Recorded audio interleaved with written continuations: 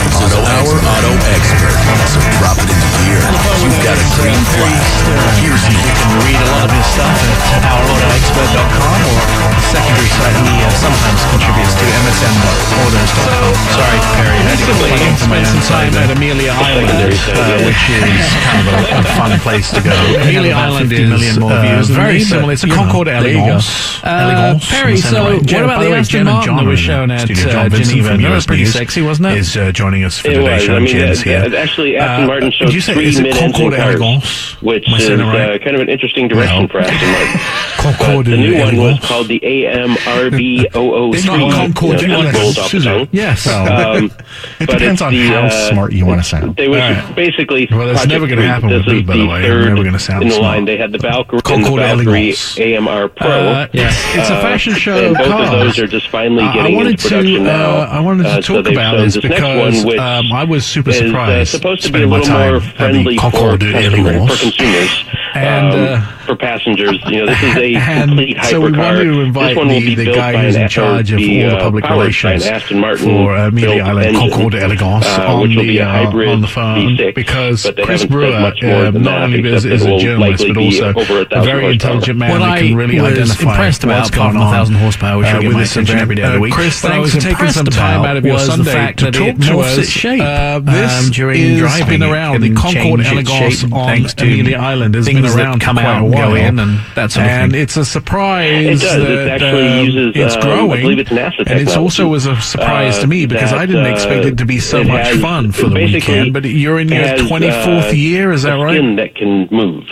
Absolutely. Thanks for having me on, Nick. We're on the 24th annual event through performance and acoustic flight testing, and they're the first ones to use Island, which is a barrier island in northern Florida. Isn't it? When your car can change Amelia Island and on the Gulf Coast of Amelia Island. You know what comes to my head, Perry? It comes to my head is like Pebble Beach a blob of jello with an engine in it. Some great experiences, but one of the things with Pebble is it's so big and such a small place to get around.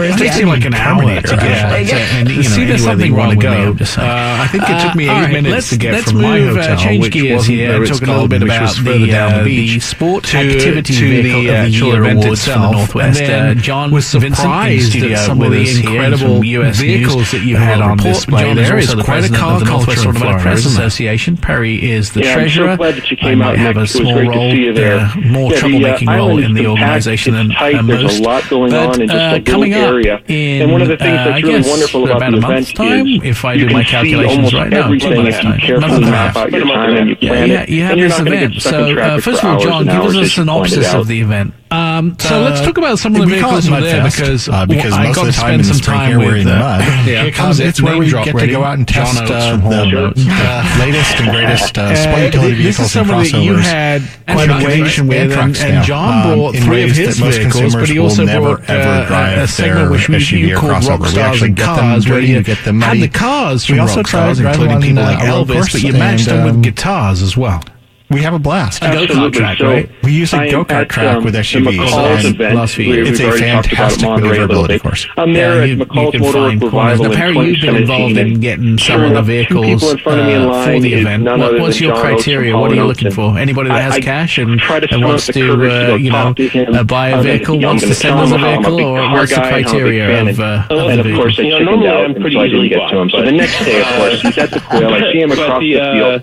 The idea with I hand them a card, whatever's new, whatever is the latest version of something that's been completely redone. I would love to work with you we're looking on a special class where we're going to drive cars and guitars together. And I figure, it would be a fun conversation, and we can kind of report anywhere how these vehicles. But I got to tell you, Nick, at the same time, we do invite some guests to winners. John Oates, and he says, I would love to work with you. If a vehicle was determined to be the best in its class last year, and you know something, he's a really great guy. I've never talked to him, and he got to sing the national anthem to open up the event, which is very cool. I mean, if not by just 2 vehicles, maybe more. Make it John Oates, right? And then he was passionate about his cars. When we got to sit down and talk about cars, he was super excited about them. He had a Porsche that several others brought there. He had his I'm not sure they want to play against those two. Those two are pretty formidable in that category. That's going to be a really interesting category because we're going to have the Gladiator, which he's actually had. Power Wagon, he had done up so he could race as well. And then there was a lot lot of pink baby tractors there too. I can't wait. So replicas of this Porsche tractor. That got a lot of attention. And so it's, the Gladiator and Ranger John's are very interesting because on paper, he has a racing background as well. When you look at them, it's probably his second biggest passion. Besides, so where the Gladiator is really built, it's a Wrangler. Porsche 356 is an Emery Special Cabriolet. It's a hardtop. Where the Ranger is built, he calls it the greatest hits because what he did, it still can do off-roading. There's no question, but it's built for more everyday use. And what he did was so it will be very interesting to see how these two stack up. I think the Gladiator is probably the vehicle to beat. Since this is a competition, it's probably going to be the one to beat because that's the vehicle that I think most people are most excited about. When I take it to TV stations around the country and I show them the Gladiator and have it in the TV station, I think the one thing that impressed me most, he said he had this car to celebrate 70 years of Porsche and his 70th birthday, whether it does as well as the competition. You'll have to find out on this show. I had to take 2 or 3 looks at him. It still has the attention. It still has the captive audience. Maybe there was some Hollywood skullduggery involved in how he's weathered, but he doesn't look 70 whatsoever. That was awesome. Listen, this event goes on annually, so tell us, we obviously have missed the 2019 What are some of the other vehicles that if somebody's interested in going down to Florida, and by the way, March in Florida is really nice. If you should go down to Florida for it next year, how do we find out what's happening? How do we get in touch? Where's all the information come from for Amelia Island 2020? About earlier.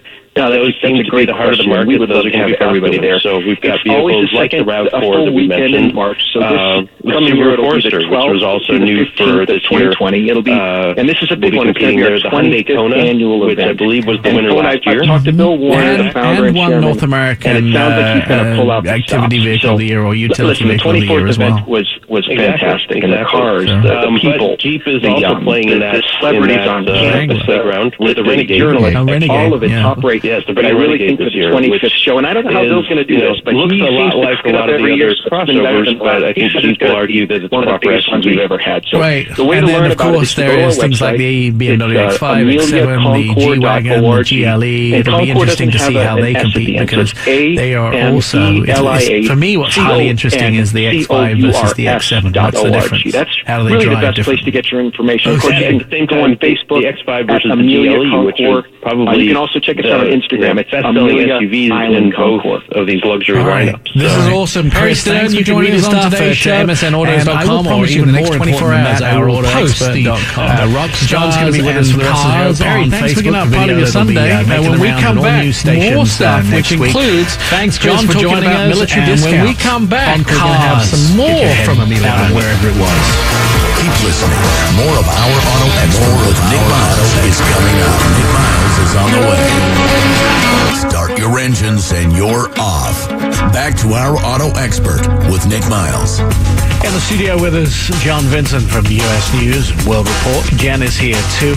We've been chatting about Amelia Island, which went on earlier this month in Florida, and a great Concours d'Elegance. One of the things that was a lot of fun for me was I got to drive some various VW Beetles, but I didn't realize how many vehicles were spawned off of the pan and the chassis of VW Beetles. There's a long list of them, including some things like the engines and transmissions were used in different little VW trucks. It was quite a lot of fun, and we wanted to have Mark Gillies from VW join us to talk a little bit about some of the cars they had there at Amelia Island. Mark, thanks for taking some of your Sunday out to join us on the phone. I think the one car that probably got the most attention, apart from things like the Thing, was the wedding car, which was basically a VW Beetle but without the body on it, and it had wrought iron around with the body on. And I loved your line that you said to me when we were down in Amelia Island. It's the only car that you could drive while having your foot actually physically on the wheel. Is that right, Mark? It is. It's almost Flintstone-ish. I mean, if you got into trouble, I suppose you and the passenger could try and slow the car down with by putting the brakes on that way. It's an interesting car. I mean, it's a pure Beetle floor pan and with a wrought iron body that looks like a Beetle. I mean, even the doors are the right size and everything. So it's something that was built in Mexico in late 60s. Actually, I mean, it was done initially as a sort of publicity stunt for a VW garage, and then the people at VW saw it, and they decided to adapt the bodywork to some Beetles for the Mexico Olympics in 1968. Oh wow! And they do actually use them occasionally for weddings as well, right? I guess people do use them occasionally. There's only a very few of them in captivity, actually, outside of Volkswagen. So I know there's one in California that's in private hands. We actually saw that we're sponsoring the US soccer team, and we were going to put out a tweet suggesting this would be the perfect car for Ali Krieger to get married in, but apparently shit trick. Nice little publicity stunt there, I guess, too. I was surprised that there are some... I mean, every single story of these VW Beetles which have been propelled out of the original that have been built on this is completely unique and completely different.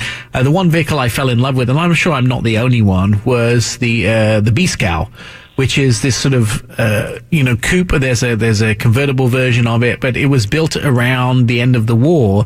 And the story is, I mean, you guys brought over the original descendant of the family that built this car, and the stories are a million-fold deep behind this car. I mean, even to the fact that they couldn't find door handles for this car, so they had to go steal them from BMW. I mean, those are great little stories that go with these cars. Everything has sort of real strong history.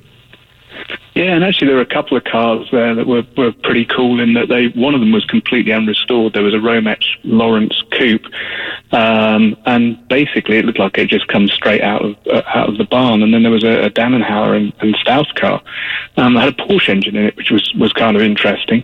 So yeah, I mean, just after the war, a bunch of coach builders looked to take Beetle chassis and make their own vehicles. And I mean, the first two were Hedmuller and Carman. And Carman, they were asked to build some convertibles by the factory. Carman built a 4-seater convertible. Hedmuller built this sort of sportier 2-seater roadster. And Carman won basically because the Hedmuller factory burnt down after they'd built a number of the cars. But the Hedmuller is a really, really pretty car, and we've got one in our VW collection. And it looks like a Beetle, but it's kind of weird because it just is a little bit different. And you look at it, and it's like there was a Romex taxi there as well, which is a 4-door Beetle. And you look at it, and you're like, oh, it's a Beetle. And you go, hang on a sec, there's 4 doors. How did that happen? and they're coach doors, aren't they, if I remember rightly? Yeah, well, it's a suicide door at the back. Yeah. So I think we call them coach doors. We're trying to avoid the other word. I like suicide. Then the thing, of course, then this is a very unique vehicle because it was sort of military intended at some point in the past, and it was sold as sort of a commercial vehicle to the military even after it had stopped being sold to the public. But it seems to have a very special place in everybody's heart. Yeah, I mean, it was originally called the Type 181, and it, as you said, it was a military vehicle that went on sale in Germany. But then in the 70s, they brought them over to the States, and they were sold as the thing. And it's very kind of utilitarian, open vehicle. Actually, our thing, we just had it a little bit of restoration done on it because the vinyl top had died and the side screens were a bit tired. But actually, it's kind of weird because it drives like a Beetle in most regards, but it just looks completely different. So people love it. I mean, for some reason, people really connect with this vehicle, and it's friendly and it's fun. But they look at it and they go, "Is that a VW?" And then you tell them it's a thing, and then if they've got long memories, they remember the car. Right. I think the other thing about it is, which was kind of funny, is a lot of people complain about having wind-down windows in their cars instead of electric windows. Well, the thing doesn't even have that. The windows slide. There's sliding windows because wind-down windows it's a very basic vehicle, but again, just exciting the way it looks. But this whole collection was sort of put together as, look back at what Beetle has done over the years, but because we're looking forward as well, because in Geneva you unveiled a vehicle which is synonymous with Beetle, the dune buggy, and this is an electric convertible dune buggy, but it's not so much about this concept car that may or may not be made in the future, but it's really about the base of this car, which could be a lot of other things, once it gets finished in development. Yeah, I mean, that's one of the things that we did by showing the ID Buggy in Geneva, was to show that the MEB platform, which is modular electric architecture, can actually potentially be used just like the Beetle platform was back in the late 40s and early 50s as the basis of a small run or small batch of production vehicles, not necessarily built by Volkswagen, built by some outside company, again, in relatively small batches. So something like a dune buggy is a perfect example of that. You could see somebody potentially doing, a modern day Carman gear maybe on the same platform. But dune buggy works really well because the electric architecture, whether it's, whoever uses it, it's like a skateboard, or we call it a chocolate bar. And so it's actually quite a tall platform. So it lends itself to something like a dune buggy or a bus, because it's relatively tall and narrow. It'd be interesting to see somebody do a sports car based on it, because the proportions might be interesting. Someone do a sports car on it, like you? I don't know if we will, but you could see, if the architecture's, if you can buy the platform, I can't see why people wouldn't think about doing that. But obviously, I think, it's very much in its infancy. So, at Geneva, there was a company called E.Go announced that they were going to build some cars on MEB, but I'm not quite sure exactly how far that particular relationship has gone. Do you have to, are you going to sort of supply this to anybody that asks for the base, the pan, the electric, the chocolate bar parts, and then they can build what they want on the top? Or is it something that you have to be good friends with someone at VW to be able to get hold of? Yeah, interesting question. I mean, I'm not really privy to that. I mean, my understanding is that if there are partners who want to come in and buy the basic architecture, they'll be able to. But again, that's the details of that. It haven't been finalised. There's kind of a rough understanding of what we want to do, but I don't think it's sort of the I's have been dotted or the T's have been crossed yet. All right, Mark, in the last 30 seconds, the VW Beetle ends production 2019. We still don't have an idea of what might happen in the future? No, I mean, we keep saying never say never, but I think, the first thing you're going to see is the reincarnation of the bus with the ID Buzz, which should be out in 3 years or so. I think that's the next heritage vehicle. I think that one's pretty cool. Holding our breath, Mark Gillies from VW, thank you very much. You can also see the history of the bug if you go to ourautoexpert.com. We had a little video we made just for this show. Stay tuned. There's more to come with Nik Miles. Jump right in and put the pedal to the floor. Our Auto Expert with Nik Miles continues. So there was some big news in the last few days that Tesla unveiled their Model Y. And we'll talk more about this with Anton Walhman towards the end of the show, the last half hour of the show. But a new Model Y. John Vincent from US News and World Report is in the studio, as well as Jen. Is this the saving grace that we hoped, or that Elon hopes it will be for the company? We'll see. It's a very interesting car because it's the first time Tesla has entered a segment that already has competitors in it. And, Elon revealed this. There was a 4 point something percent, almost 5% drop in his shares as soon as he unveiled it. Clearly, the investors didn't like some things that were said at the unveiling. Do you think it'll ever make it to production? I think it'll make it to production.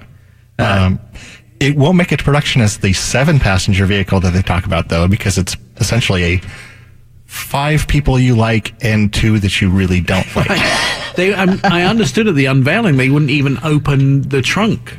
So you couldn't see. You could see in the luggage space, and they wouldn't let people in the third row. That doesn't say an awful lot for the positivity of this vehicle. It's arguably an SUV. They're calling it an SUV crossover, but it's arguably one. I don't know. Have you seen the new advertising campaign from Jeep? I have not. The new campaign basically says that if you're calling your vehicle an SUV and it's not a Jeep, you're not telling the truth, because it's not this utility vehicle. You're just raising cars up off the ground and you're basically trying to pretend that they can do all this great stuff when they really can't. We have that argument in our company all the time, and I don't think it's an SUV unless you can get 4-wheel drive or all-wheel drive. All right, that's a good. I agree with that would take probably about 30% of them off. But does the vehicle have to complete a course?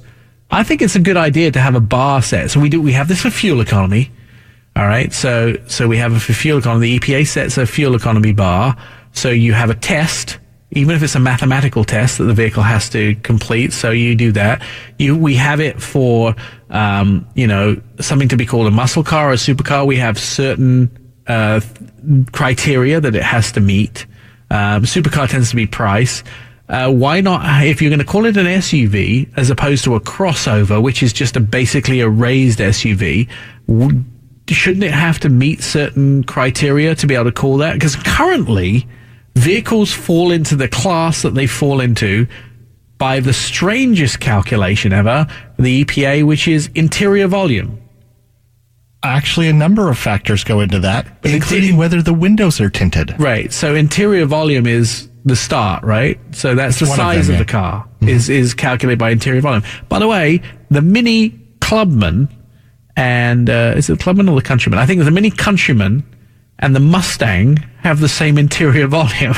So they fall technically in the same class. If you've ever seen the backseat of the Mustang, you'd know why. Right, right. So again, some of these things are starting to not make sense because of, I guess, rules. Perhaps the rules need to be rewritten. Well, a lot of it's marketing. I mean, if you call it a station wagon, nobody in America is going to buy it. If you call it a crossover, put some cladding on it, everybody's going to buy it. But there's vehicles, for instance, like Toyota with their new RAV4, where they actually made it off-road worthy. And when we had the launch of the vehicle, they had an off-road course, and it was through some off-road that I wouldn't have taken a lot of crossovers with, and the thing performed immensely well. And clearly they know it's going to be a big car because they plan to pour $749 million into the US facilities to build some of these new vehicles.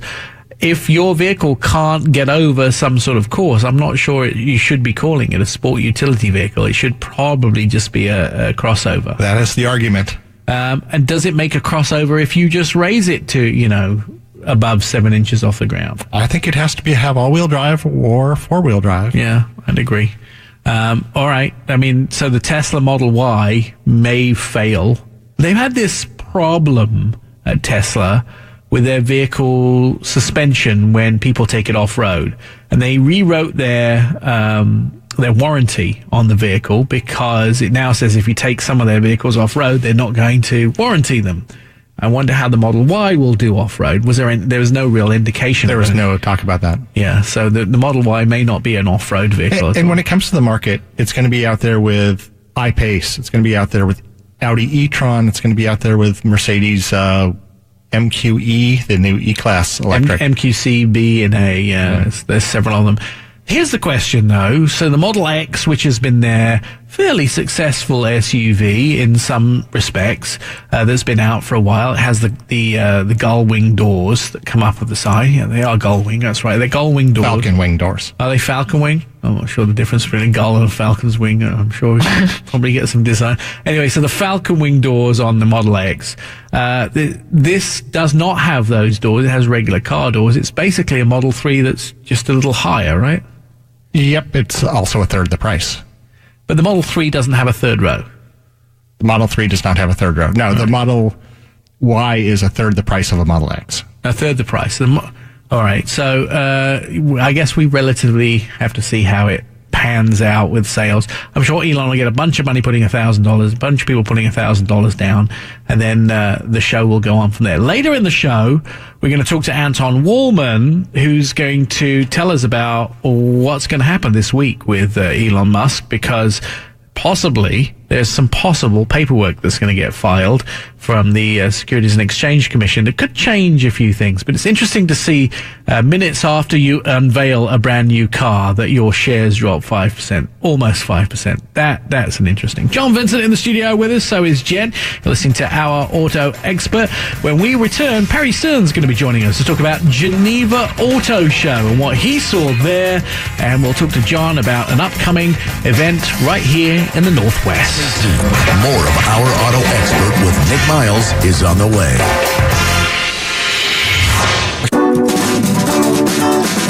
Our Auto Expert continues. Here's your host, Nik Miles. Every year, there are several events in the Northwest of the United States put on by the Northwest Automotive Press Association. John is the current president. He joins us in the studio here, but also joining us on the phone is Perry Stern. And Perry is involved with the Northwest Automotive Press Association as well.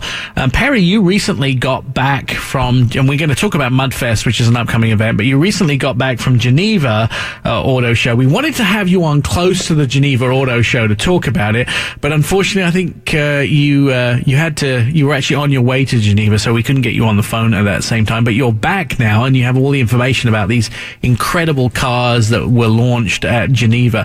Is there anything that we could possibly afford that was available at Geneva, or is it all way above our pay grade?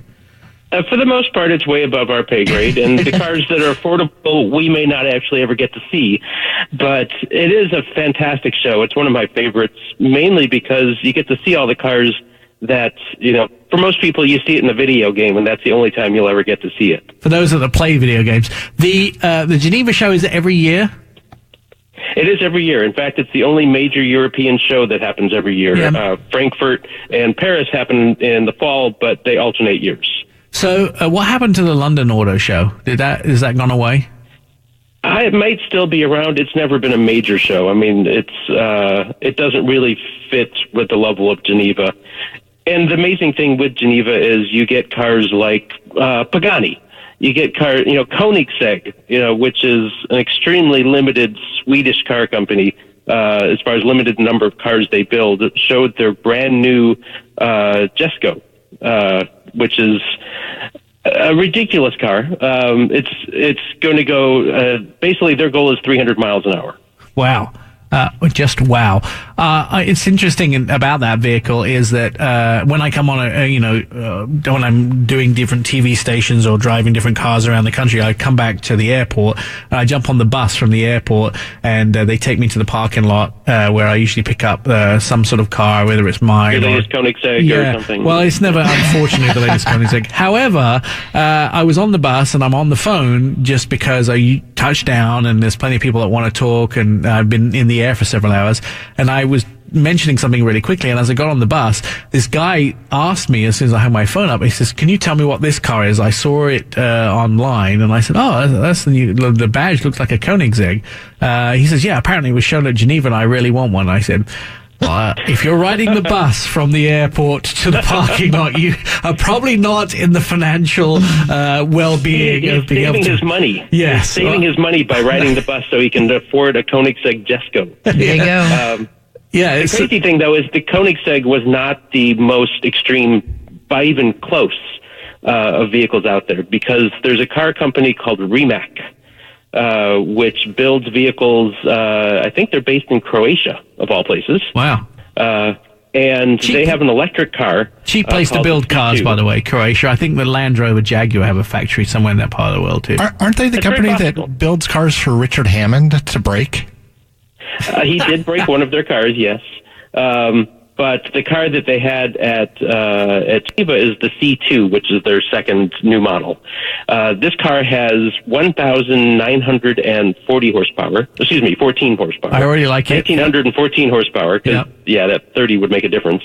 It'll go 0 to 60 in 1.85 seconds. Wow. Picture that. It's gorgeous. Than 2 seconds, an entire car going 60 miles an hour. Yeah. And the crazy thing is it's all electric. I don't need anything like that, by the way, because I'd be in jail for not being able to pay the fines, or I'd be in hospital because we did something stupid. Yeah, it just sounds like that car's ready to get you into trouble. Oh, most definitely. Yes, definitely. But something that might be a little less troublemaking, I suppose you could say. I don't know if you saw the Volkswagen. Yeah, so we had a little buggy. We had Mark Gillies on just the last segment talking about the new not so much about that, the history of the Amelia Island. They showed off of the original VW Beetles, and it's an interesting story because the Beetle pan and transmission and chassis were available for anyone to build a car off of, and it sounds like this new VW dune buggy is the same idea where they're putting this out there because you can build whatever you want on top of it. Exactly. It's their new electric car platform, which the whole idea of it is that you could build anything on it, have a front wheel, rear wheel, drive, whichever. And what they did with the buggy is, of course, they made it like the Beetle. So it's rear engine, rear wheel drive. And the idea is that you could put a different body on it. And the great thing is they say they're going to build it. Oh, so they made the decision that the dune buggy will be built, or is it, because the last I heard it was just a concept? It was just a concept, and I don't know that an official decision has been made. The head of design, when doing a walkthrough of the car, said, "Oh, of course we're going to build it." Oh. When we mentioned it to, by the way, is he still the head of design? I believe he still is, but we did mention it to the person in public relations who just rolled her eyes. She said, "Okay." This is different from the official line, but it sounds a little bit like political administration. So we'll see what happens. All right, that's exciting. That's exciting. If there's one car that you could have took away from Geneva in your pocket, I mean, a very large pocket it may have been, but one you could have owned after the show, what would it have been?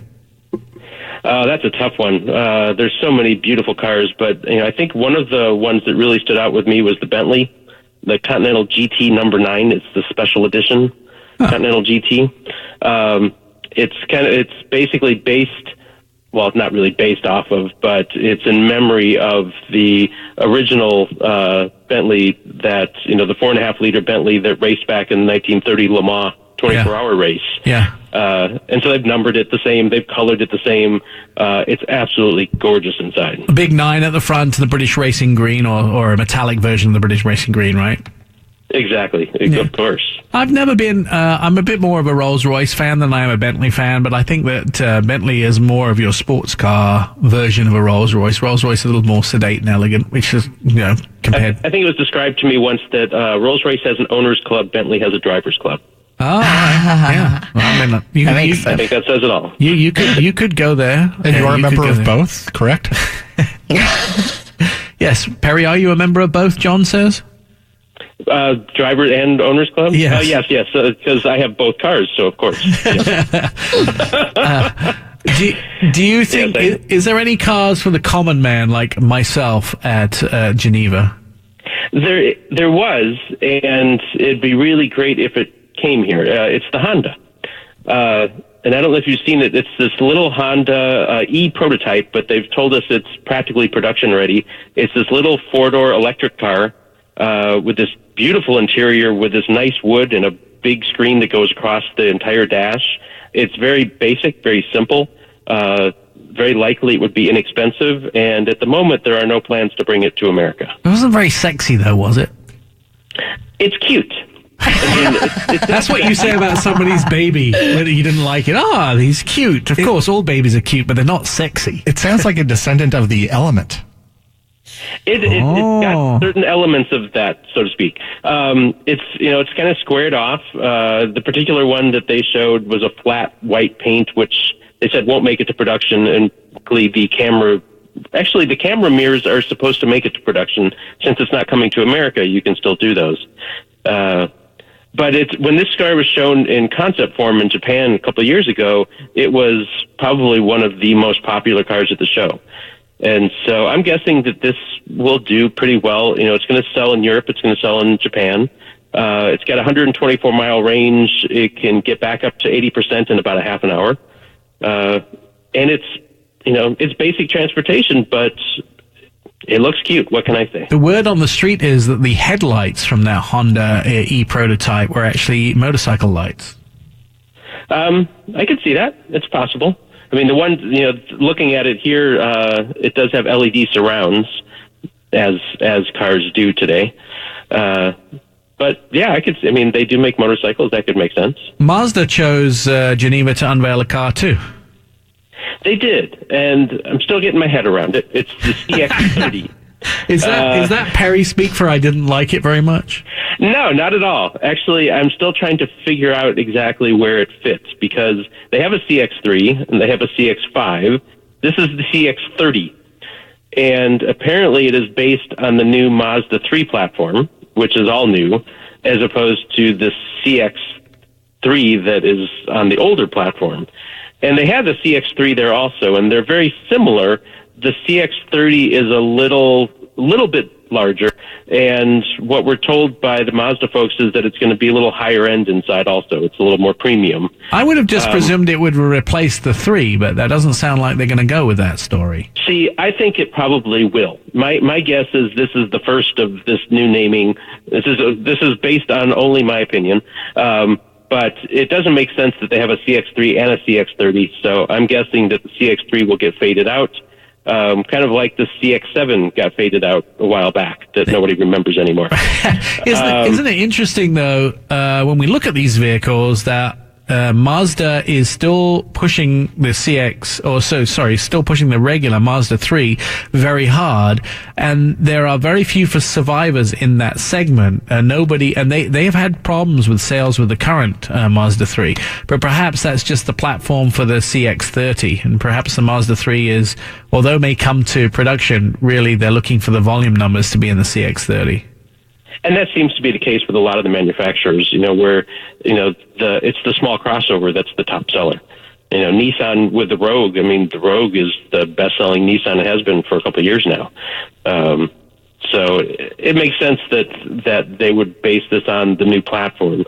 It just seemed odd to have a CX-3 there and to basically say that they'll coexist, which seems odd to me. We talked about this with John a little bit off air before the show, but Jeep are taking a swing at all of these SUVs and basically saying that you're not a real SUV or unless you are a Jeep. The best you could do is call yourself a crossover, which is just a raised car, and unfortunately, a lot of these vehicles fall into that parameters. It's not about what are the category, what are the criteria to be a real SUV, and John pointed out it should definitely have all-wheel drive, which several vehicles don't in that segment.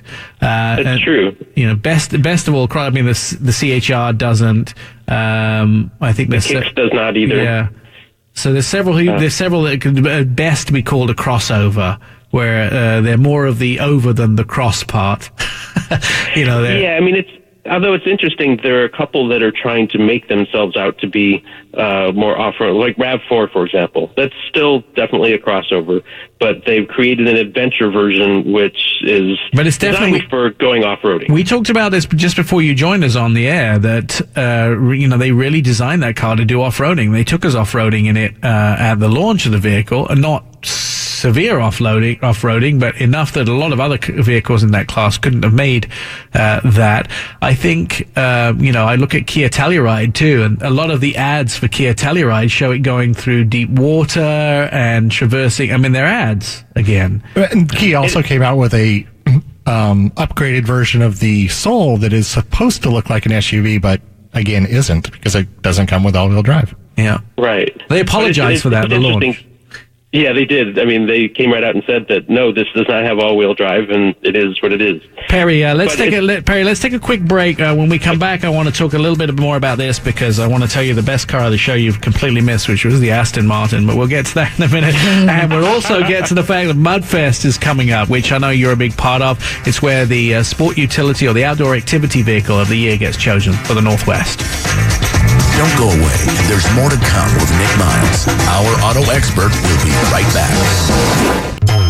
He's Nik Miles, and this is Our Auto Expert. On the phone with us, Perry Stern. You can read a lot of his stuff at ourautoexpert.com, or his secondary site he sometimes contributes to, MSN Autos.com. Sorry, Perry, I had to get a plug-in for my own site there. A secondary site, yeah. They may have about 50 million more views than me, but, there you go. Perry, so what about the Aston Martin that was shown at Geneva? Another pretty sexy, wasn't it? It was. Actually, Aston Martin showed 3 mid-engine cars, which is kind of an interesting direction for Aston Martin. But the new one was called the AMRB003. It just rolls off the tongue. Yes. But it's there was basically Project 3. This is the third in the line. They had the Valkyrie and the Valkyrie AMR Pro. Yeah. And both of those are just finally getting into production now. So they've shown this next one, which is supposed to be a little more friendly for consumers. For passengers, this is a complete hypercar. This one will be built by powered by an Aston Martin built engine, which will be a hybrid V6, but they haven't said much more than that, except that it will likely be over 1,000 horsepower. What I was impressed about, apart from 1,000 horsepower, which will get my attention every day of the week, what I was impressed about was the fact that it morphs its shape during driving. It can change its shape thanks to things that come out and go in and that sort of thing. It does. It actually uses, I believe it's NASA technology, that it has a skin that can move. I think they call it flex foil. And it's been proven by NASA through, performance and acoustic flight testing, and they're the first ones to use it on a car. Yeah. It's scary, isn't it, that when your car can change shape? It's like, you know what comes to my head, Perry? It comes to my head is like a blob of Jell-O with an engine in it that changes shape as it wobbles as you move. I went to Transformers, but Transformers. I was thinking Terminator. Actually. Yeah. See, there's something wrong with me. I'm just saying.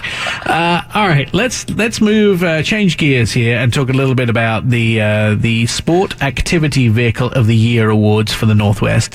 John Vincent in studio with us here. He's from U.S. News and World Report. John is also the president of the Northwest Automotive Press Association. Perry is the treasurer. I might have a small role, more troublemaking role in the organization than most. But coming up in, I guess, about a month's time, if I do my calculations right. No, 2 months' time. Month and a half. About a month and a half. Yeah, you have this event. So, first of all, John, give us a synopsis of the event. We call it Mudfest because most of the time in the spring here we're in mud. Yeah. It's where we get to go out and test the latest and greatest sport utility vehicles and crossovers and in trucks, ways right? and trucks now in ways that most consumers will never ever drive their SUV or crossover. We actually get them dirty, we get them muddy. We also drive them on a road course and we have a blast. A go-kart track, right? We use a go-kart track with SUVs. The last few years. It's a fantastic maneuverability course. Yeah, you can find corners. Now, Perry, you've been involved in getting some of the vehicles for the event. What's your criteria? What are you looking for? Anybody that has cash and wants to, buy a vehicle, wants to send us a vehicle, or what's the criteria of the vehicles? Normally I'm pretty easily bought, but but the idea with Mudfest is we want whatever's new, whatever is the latest version. If something's been completely redone, basically we're looking at vehicles that we've not had a chance to drive, or most consumers haven't had a chance to drive, so that we can kind of report back on how these vehicles handle. At the same time, we do invite back past winners.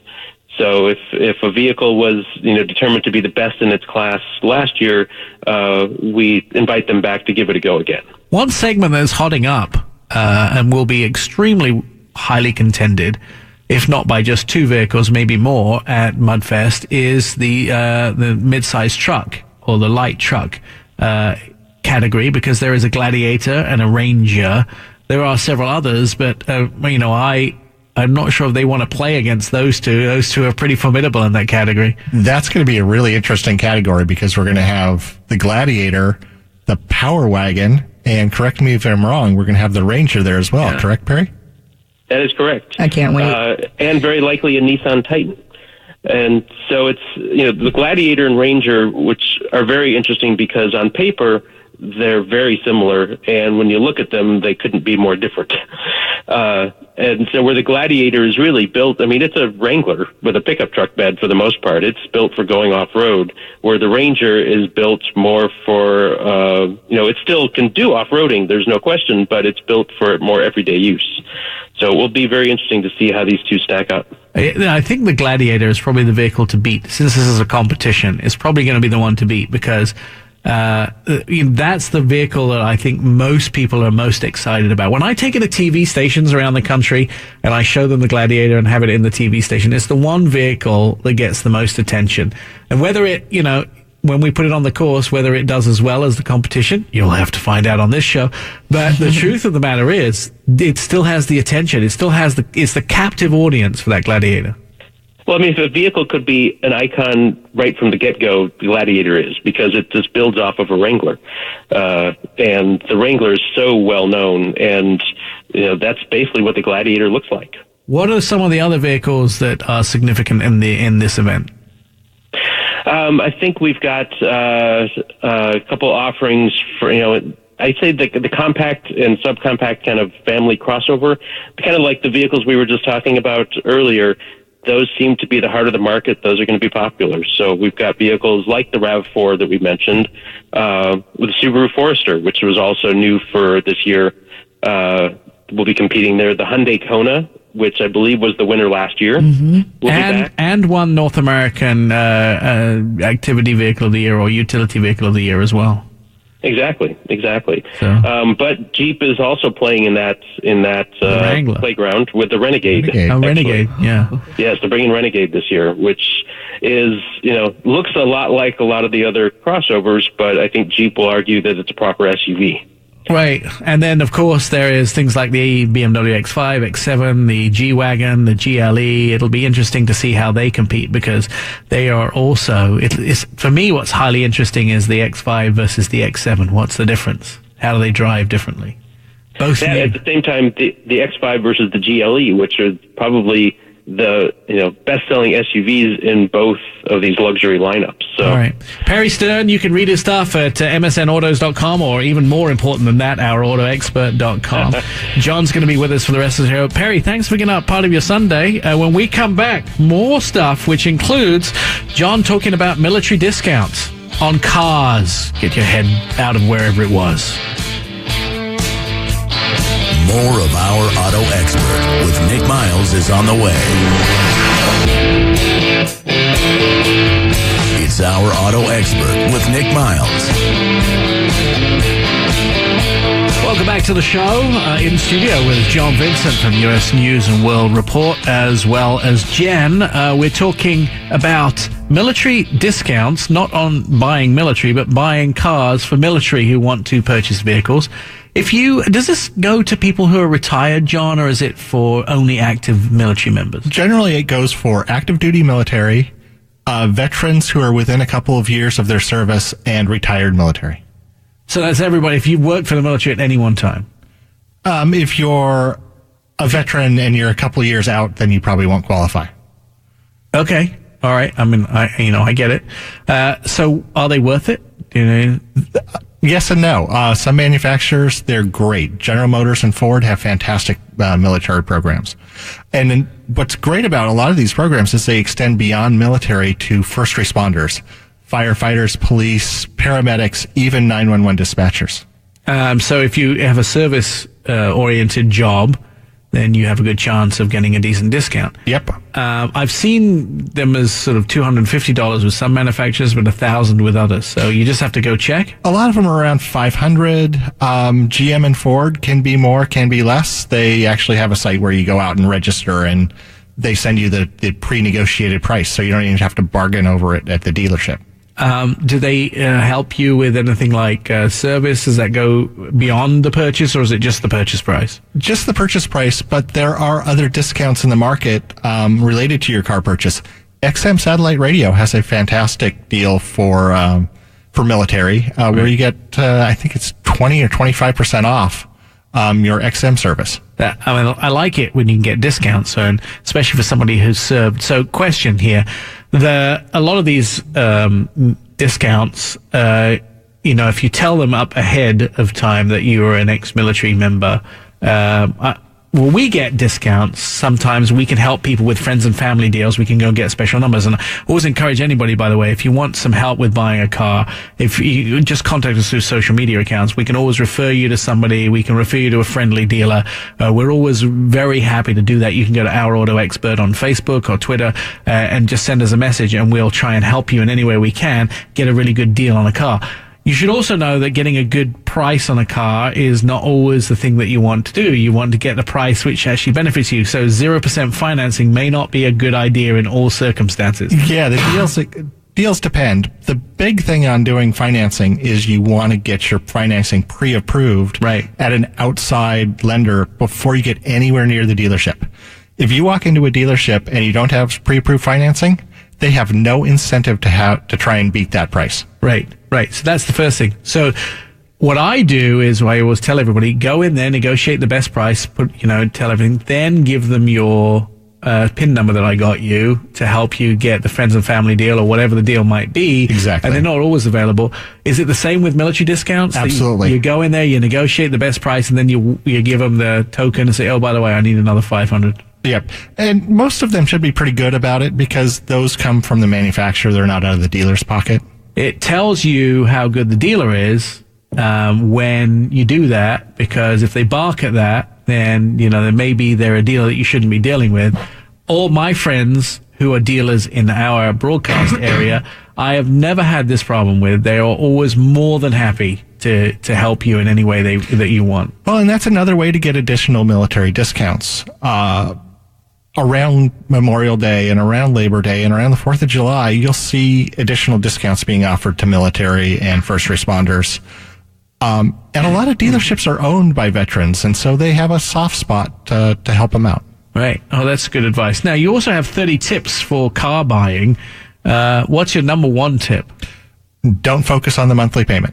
Yeah. Dealers will want to keep you focused on the monthly payment, and I can get anybody into any car for a certain monthly payment just by stretching the car loan out. You don't want to do that. You end up paying thousands and thousands of dollars by the end of the loan that you don't have to pay because you've just stretched it out and you're paying interest for way too long. Right. So focus on the actual price of the car. Focus on the total price of the car, including the cost of financing. Right. That's always a good piece of information. Give me some more of your wisdom, John Vincent. Look at how much your car costs to insure before you buy it. Yeah. So that's a good question. I've been driving the Nissan Leaf recently, the new one that has about 220 odd miles out of it, 230 odd miles. And my mom asked me, "Is it cost more to insure?" And I said, well, some electric cars like Tesla do cost more to insure, but I'm not sure about a Leaf. Does it cost more to insure than a Nissan Versa Note? I'm not sure on that one, but that's why you need to talk to your insurance agent before you decide. Yeah, find out what it's going to cost you to insure that car. What else? Oh, there's just lots of things. Buy at the right time. Towards the end of the month, dealers have to hit their targets. Yeah. So if you find a dealership that hasn't hit their target, then they're likely to make you a good deal so they can hit their sales goal. Yeah, and also, I mean, not that we're going to be able to do that now, but December is also a killer month to buy. End of December is fantastic. And then around September, around Labor Day. Yeah, and remember, it's the salesperson that has goals. It's the dealership that has goals. So, you can, everybody has goals. Do people return leases at a certain month? Are they flooded with lease returns at a certain time of year? No, not really. So it's just, perhaps if you're going to get a 2-year-old car off a dealer lot, perhaps the same time of the year, December and September, are always good to buy. Right. Any time where anybody's buying is probably, a time where lease returns are coming back. Yeah. All right. When you buy a brand new car, how long should you spend test driving it? You should spend at least an hour, preferably a couple hours, and half that time should be spent just sitting in the car, making sure it's comfortable, making sure that you can see what you need to see. If there's a certain type of cargo that you have to carry, like a dog crate, make sure it fits. Yeah. If you have child seats, take your child seats with you and install them in the car. Yeah. Don't just take somebody's words that, oh yeah, a child seat will fit in this back seat. Take your seat and make sure it fits. What I do when I'm buying a car for my significant other or myself is I'll have my significant other drive the route from our house to work. So, and that's a really good telltale because, coming up to this intersection, it's blind on this corner. Can I see out of this new car? And also, how long does it take me? And, these sort of things. They're always really good things because, if you're going from something like a little Mazda Miata where you can zip in and out of traffic and going to a three-row SUV, your commute time is going to change, and what lane you can be in, and all those sort of things are going to change. Yeah. Dealers will typically have a designated test drive route. It's designed for safety. It won't have left turns across traffic, that kind of thing. But if you're driving a car and they won't let you take it on the freeway, why? That might be telling you that there's a good reason they don't want you to take it on the freeway. Yeah, why? That's an interesting one. Yeah, it might not make it up the on-ramp. There are, although, that would be trouble. Wow. You'd find that out on the first day if you had to take the freeway. One of the things I find very interesting, especially from when you test drive a new car, is it's hard to find bad cars. There are very few bad cars. There used to be plenty of cars that weren't that great out there. It's hard to find a bad car, but it's also hard to find a car that fits what you need perfectly. That is true. There's no perfect car. There aren't as many Aston Martin at Geneva. How well can you see out the back of that? I don't care. Okay. You don't need to. It's behind me. If it's behind me, I'm done. Unless I have to reverse it into a tight garage. I'm kind of done. Like it's behind me. I'm gone. Think about the comfort and the visibility. If you can't see out of it in the dealer's parking lot, you're not going to be able to see out of it 3 months later. It's not going to be any more comfortable 3 months later. So you get it right the first time. I always say, if you're changing class of car too, make sure you park it. Because, especially on the dealer lot, if you back it into a parking space, it'll tell you a lot. And for those people that go from things like, a Fiesta to an Expedition, you really want to spend a lot of time before you do that. And remember that for the most part, the purchase of a car is not returnable. Yes. Despite what they might say about their return policies, think about it like it's not returnable. Right. It's a done deal. John Vincent from US News and World Report. He's going to be with us for the rest of the show. You can read his stuff right there. All the latest car stuff that John does, and he outputs a huge amount of material. I think I do. He's about 10 times what I do. Coming up, Anton Walhman on the show. We're going to talk to him about what's going on with Tesla. More Auto Expert with Nik Miles is on the way. He's Nik Miles, and this is our Auto Expert. Do you notice towards the end of the show that it starts to become a dance party in here?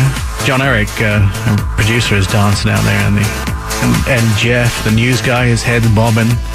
And the music gets a little more like Party Central. All right, so there's a lot of news around Tesla in Model Y introduced. We talked a little bit about that. But joining us on the phone, Anton Walhman. He is our independent investor and analyst. Anton, bigger news coming from Tesla. Financial news for them, but the Securities and Exchange Commission looks like there may be a bomb drop this week, or maybe not. I mean, we've expected it before and it's happened. So tell us, inform us, educate us on what's going on. So what's going on here is really a follow-on to what started to unfold last August. You may recall that Elon Musk basically communicated in the middle of the day, one day there in early August, that he had funding secured for a potential takeout of the company. And he said that the only thing that was left, to make this thing absolutely certain was a shareholder vote.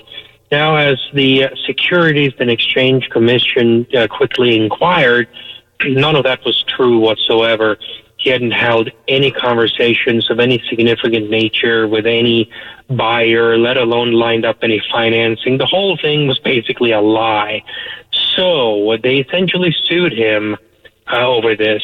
And after some initial resistance from Elon Musk's side, he came to his senses and settled with him. And this settlement, which was sort of drafted in late September and signed on to, and they went through a court approval and then became effective not until, I think, the first half of December. The more salient parts of this settlement was that he needed what we would refer to as a Twitter sitter. There's not a formal name for this person per se, but it had to be basically an experienced securities lawyer that would have to approve all forms of communications that the man provided to the outer world in advance. So, by the way, he is not the only person that needs, and I'm going to coin your term forever, by the way, a Twitter sitter. There are several other people in this country that could do with a Twitter sitter. However, carry on. That may be the case. But only one of them is at present the subject of jurisdiction of the Securities and Exchange Commission. Right. And basically what happened here was that it appears to be the case that Mr. Musk has essentially ignored the whole thing.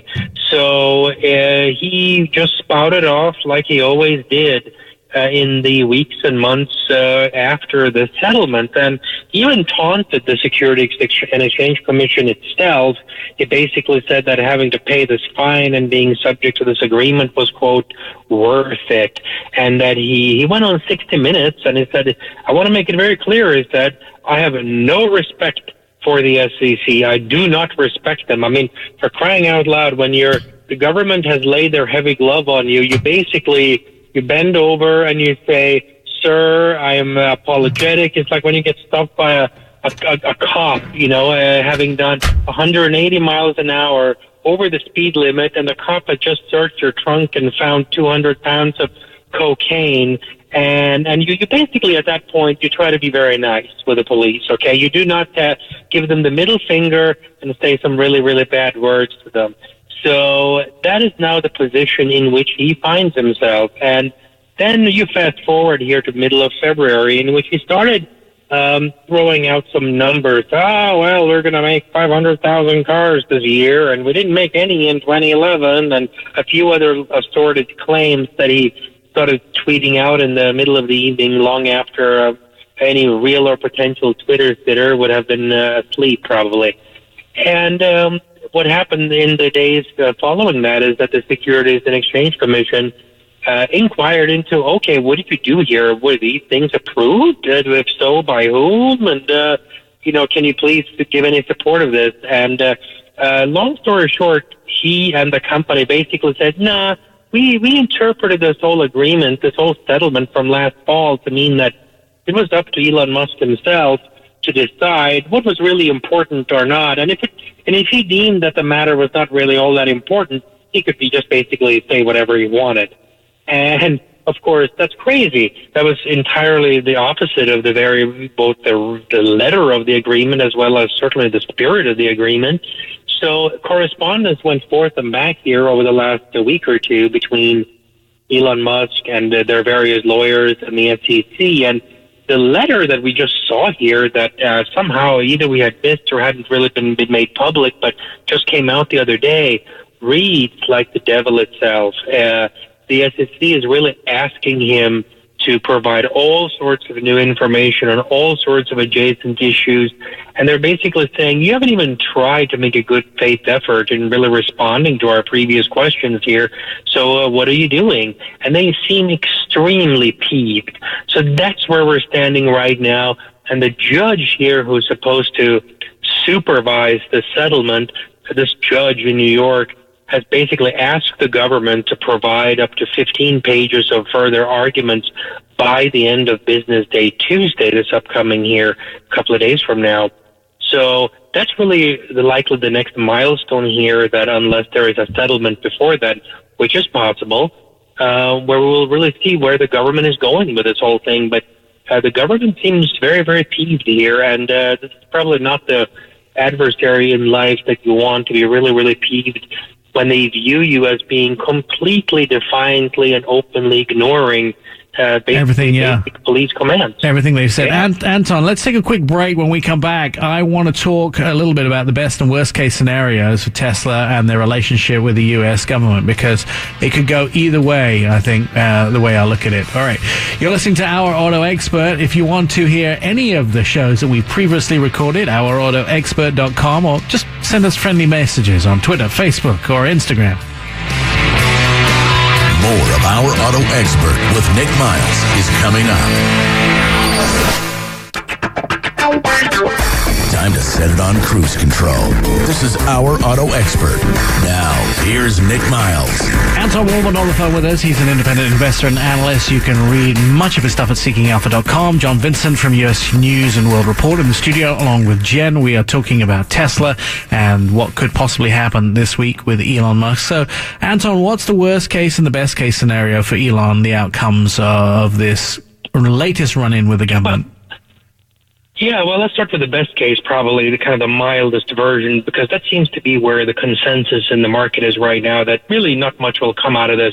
To really explain what's going on there, I need to make one further note as to the facts of what's going on.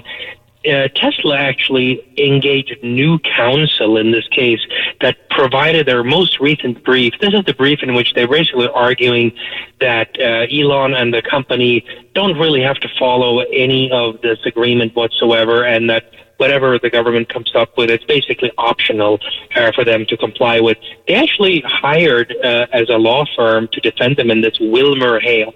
Wilmer Hale should ring a bell in some people's minds. This is the firm that current special counsel Robert Mueller joined when he left the FBI as a director in 2014. So they essentially hired Robert Mueller's firm to help them argue that neither Tesla nor Elon Musk is particularly compelled to follow any laws. This is actually quite stunning. But so you would think that's another person who may also be in need of a Twitter sitter from time to time may one of these days say, wait a minute, let me think now. Maybe I should take a similar stance based on Robert Mueller's former law firm as well, to see if that is consistent with what he's now claiming that I may or may not have to do in the future. But that's a side note. So I think what the mild interpretation of what may come out of this thing is that basically the government would agree that Elon Musk and the company finally have to basically abide by the settlement. They have to have this Twitter sitter that will have to approve all of these communications, not just tweets, by the way. This includes communications in all other forms. Could be earnings calls, could be other forms of written communications, anything that basically touches the investment public in any form or another. So maybe essentially the company and Elon Musk were to yield and say, okay, we give up. You were right here after all, or at least we acknowledge that we now have to abide by the settlement. And at the end of the day, that'll be it. That would probably be the best scenario for Mr. Musk and the company.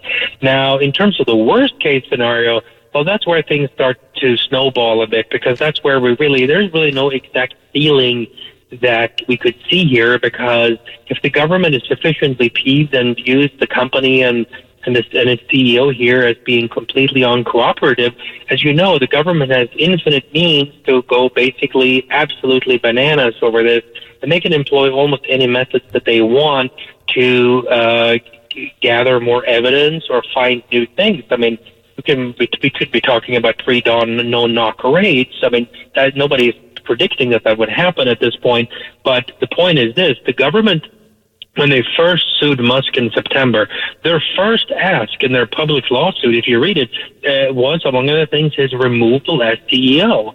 So one not entirely unreasonable theory as to what they might ask for at this point is to go back to their original ask. I'm not saying that necessarily will happen that way, but that is certainly one of the quivers that is in the cards here.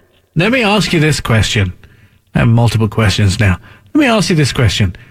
What precedent does it set if Elon does not have to follow the instructions of the U.S. government? I mean, ultimately, do I not have to pay my taxes because I feel it's a suggestion? I mean, oh, yeah. No, I mean, that's the thing. This is where the government is put into a bit of a bind. It was very interesting last September, the enforcement staff, the actual attorneys, the staff attorneys at the SEC, they were the ones who really drove the case at that time in the beginning. They wrote up the lawsuit, and they were ready to go, they were basically ready to go to court. And then Jay Clayton, who is the chairman of the SEC, who was a political appointee, appointed by the President of the United States, he personally intervened in the case and basically said, let's go easy on the man. Let's find a way to see if there's a way by which we can not cause harm to his ability to run the company. We'll do something. In the end, Elon Musk agreed to step down as chairman of the board for 3 years, and that took place, of course, in, I believe it was in December, when he did, in fact, step down, and they appointed a new chairman, and they appointed 2 new independent directors, one of whom is Larry Ellison, the founder and CEO, or former CEO anyway, of Oracle. So that's what happened at that time. And, the staff at this point has to be a little bit concerned that if they fold like a cheap suit here, then some people might draw exactly the conclusion that you just said, which is to say, well, are we now to expect going forward that the government is going to make fulfilling any agreement with them that you have done in terms of a settlement into being essentially optional? And I have to believe that they're going to ask for a little bit more than just say, please go back to square one.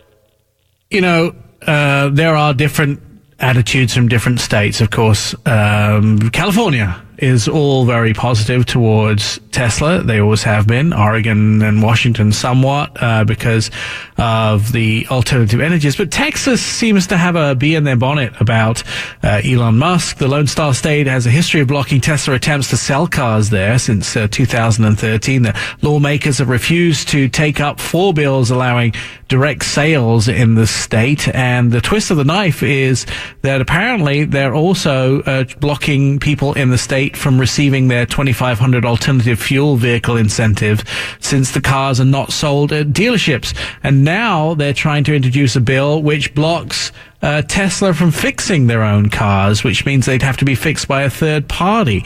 Is this something that you think is going to get any traction, or do you think it's just Texas being Texas? Well, you have here at the most fundamental core, you have the state-by-state interpretation of these dealer franchise laws. And a number of states, the majority of the states, in fact, in the United States, such as California and many others, have taken the view that if the automaker did not previously have any dealerships in that state, they can sell direct. They can do whatever they want. Other states have taken a harsher interpretation of these dealer franchise laws, and Texas is probably the most militant of them all. They're basically saying, look, if you're going to sell any car in the state, you have to do it through a dealership, period. It doesn't matter whether you had any dealerships before or if you didn't. So I actually think that, Tesla is very much in the right here. I think that the market should be able to decide on how you sell, whether you sell direct or not. I mean, can you imagine in the computer industry if, say, computer retailers that you can't have Apple selling products themselves through Apple stores? I mean, that would be crazy. Right. So I think that Tesla is 100% in the right here. Do you think that this is going to be resolved? Because it seems like there's certain states that have managed to block it, but they're constantly getting challenges from Tesla or from people who support it. And then there's other states who embrace the online selling too. Because, to be honest with you, dealers have had quite a monopoly on selling cars. I mean, and as was pointed out to me by Fiat, the head of one of the Fiat Chrysler brands, Tim Kuniskis, who's the head of Jeep and Alfa Romeo, he said, we don't sell cars to the general public. We only sell cars to dealers. Dealers are the ones that sell them to the general public. So, there seems to be a topsy-turvy world here in which there is no obvious path. So here's the 2 things going on here. First of all, the tide, I think, is generally in Tesla's favor. I think that more and more states are coming around to thinking in that direction. Some states have created a bit of a hybrid approach, like the state of New York, for example, where they allow some limited direct sales, but they haven't given people the full license to do it any way they want. And other people, or other states, I should say, like Texas, have basically said no, end of story. Now, their analogy here in terms of what's going on in the industry is a little bit like, if you go all the way back to 1984, when the federal judge broke up AT&T as we knew it at the time. Until 1984, AT&T was essentially a total monopoly. And what the breakup in 1984 meant was that they structurally separated local telephone access with what we used to call long-distance calling. And that had opened up the ability for special long-distance companies like Sprint and MCI to come in, and you essentially got two bills. You got one bill from the local company, and you got one bill from the long-distance calls that you made. And that's really the analogy of what has happened here with these dealer franchise laws. The government has basically said individually in each of these states that the business needs to be divided up into two layers, the manufacturer and the dealership. And that may have made sense at some point, but I really think that they are very, very outdated, these laws. And I think Tesla's a very good point when they say, let 1,000 flowers bloom, and whether the customer wants the business to be vertical or whether the customer wants the business to be divided into two separate layers should really be up to an open interplay in the free market. And the problems, of course, now is that having already established this structural separation, how do you unscramble the omelet? Because if you were to suddenly allow an incumbent automaker, GM, Ford, Nissan, whomever, to go out and sell direct and just essentially abandon all of these dealerships in one way or the other, then you're going to have all of these investments that have been made in these dealerships potentially to be in jeopardy. So there's no really elegant way to unscramble this omelet. So this is a case whereby we certainly can see where the world should have gone if we had started from scratch right now, and that would have been just let everybody compete on whatever level they want. But having already instituted a franchise dealership model by law, it's not exactly easy to get out of it. All right. Anton Walhman, you can read his stuff at seekingalpha.com. I had to think about that for a second. Seekingalpha.com and The Street. Anton, it's always a pleasure having you on the show. Your insights are always well accepted, and they are food for thought. I'll be thinking about them until about 2 o'clock tomorrow morning. We'll look forward to talking to you again next week. John, would you ever buy a Tesla? In about 5 years. You think they need to work their way through the reliability scale and the quality scale? That seems to be the one point where Tesla have just not really managed to get their act together. Building cars is very difficult. Yes. I also think that Tesla ramped up way too quickly for good quality. They were talking about producing 400,000 cars a year, where it took BMW 50 years or so to actually get that many cars produced at the quality they wanted in America. I mean, you know, they're now the biggest exporter of luxury cars in North America, period, and they did it because they did it right. And building cars on the West Coast is even tougher. GM's tried it, Ford's tried it, Toyota's tried it. They're pretty good at building cars, and they couldn't do it on the West Coast. Yeah, and there's also that supply. I asked Toyota why they built their Toyota. I asked Honda why they built their factories in Ohio, and they said because it's about a 4-hour train ride to anywhere we can ship the car from, or any of the parts manufacturers. Yeah, their Ohio factories are within, I think, 500 miles of 80% of the population in the country. Right. And so that was their whole idea, is we're close to everything where the car needs. What's the point of building a car in the Northwest if you have to ship all the parts out from the East Coast, build it, and then ship the car back to the East Coast? Exactly. So, yeah, it's an interesting one. John Vincent from US News and World Report, thank you for being part of the show. Want to listen to previous shows? OurAutoExpert.com is where you can find them. If you have any comments, suggestions, or questions, or you're looking to buy a car, anyone on the team here, me, Jen, or whoever, will help you. Go to our social media channels. You can find Twitter, a Facebook, an Instagram, and you can talk to us directly. And we will respond. That's a promise from Our Auto Expert.